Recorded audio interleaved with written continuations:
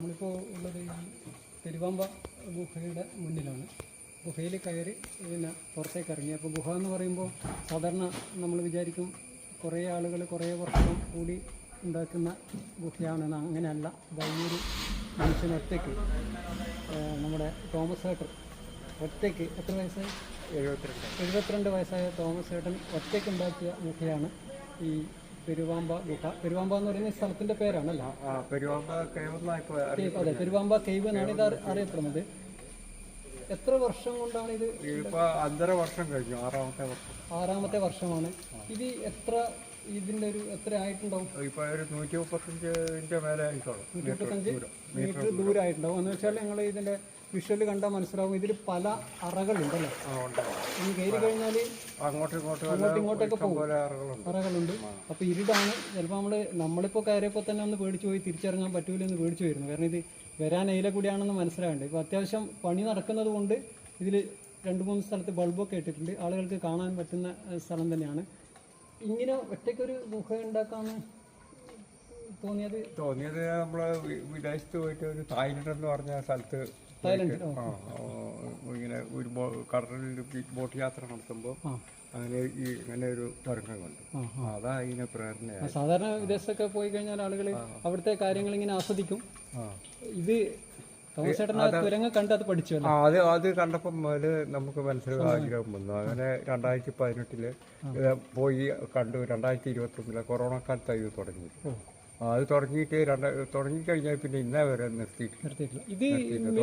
യന്ത്രങ്ങളൊന്നും ഉപയോഗിച്ചിട്ടില്ല. ഇല്ല. ഈ പിക്കാസും 11 പിക്കാസും ഇപ്പൊ ചെലവായി. 2 അർബാനും ചെലവായി.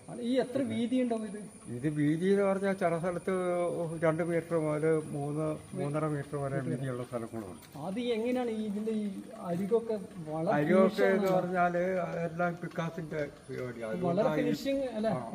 അത് 10-15 പ്രാവശ്യം ഇങ്ങനെ ചെത്തി ഇങ്ങനെ ലെവലാക്കി. ഇനി ആരോഗ്യം വേണം, അതിനേക്കാൾ ക്ഷമയും വേണം അല്ലേ? അത് ക്ഷമയും വേണം. പിന്നെ രോഗം ഉണ്ടായിട്ടൊന്നും നമ്മള് കൂട്ടാക്കുന്നില്ല. ആൻജിയോപ്ലാസ്റ്റി കഴിഞ്ഞാൽ പിന്നെ ഇപ്പൊ 110 മീറ്ററോളം. ഇപ്പൊ 6 ഗുളിക കഴിച്ചിട്ടാ മതി. ആൻജിയോപ്ലാസ്റ്റി കഴിഞ്ഞു, അതിന് മുമ്പ് 15 മണിക്കൂറൊക്കെ എടുക്കാറുണ്ട്. ഇപ്പോഴും ഒരു 10-15 മണിക്കൂർ ഡെയിലി എടുക്കും. ഈ തോമസ് ഏട്ടൻ ഈ തുരങ്കത്തിനെ തായ്ലൻഡിൽ നിന്ന് കണ്ടു, ഇവിടെ വന്നിങ്ങനെ ചെയ്യാൻ തീരുമാനിച്ചു. ഇതിന്റെ ആദ്യത്തെ പിക്കാസോണ്ട് ആദ്യത്തെ എന്താണ് തോന്നിയത്? എനിക്ക് ഇത് ഇത്ര ഒന്നും മാക്സിമം ഒരു 25 മീറ്റർ നമ്മൾ തുറക്കണമെന്ന് ആഗ്രഹം ഉണ്ടായിരുന്നു. അത് തുറന്നു കഴിഞ്ഞപ്പം ബ്ലോക്ക് വന്നു. പിന്നെ ആൻജിയോപ്ലാസ്റ്റി കഴിഞ്ഞു. പിന്നെ 1 മാസം വിശ്രമിച്ചിട്ട് പിന്നെ തുടർച്ചയായിട്ട് പണി ഇന്ന വരെ നിർത്തിയിട്ടില്ല. പണിക്ക് ബ്ലോക്കേ ഉണ്ടായില്ല. എന്നാ രോഗം വന്നാലും ഇത് എങ്ങനെയായാലും ബ്ലോക്ക്. എപ്പോഴെങ്കിലും മടുപ്പ് വന്നിട്ടുണ്ടോ? മടുപ്പ് നമുക്ക് എന്ന് പറഞ്ഞാൽ മനസ്സിലൊരു ആഗ്രഹം തോന്നിക്കഴിഞ്ഞാൽ അത് തീർക്കണം എന്നല്ലാണ്ട് മടുപ്പ് ഇതേവരെ തോന്നി. അതാണ് ആ വിൽ പവറാണ്.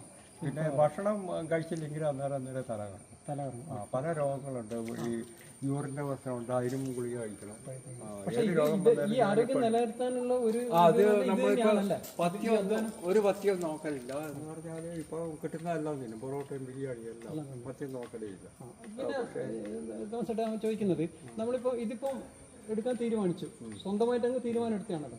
ഞാൻ സ്വന്തമായിട്ട് ഒരാളെ ഒരുപാട് പേര് സഹായിക്കാന്ന് പറഞ്ഞു. ഞാൻ ഈ തുടക്കം മുതലേ ഞാൻ വിചാരിച്ചു ഒരാളെ കൊണ്ട് ഒരു വട്ടം മണ്ണ് വരെ എടുപ്പിക്കണ്ടേ, എനിക്ക് സ്വന്തമായിട്ട്.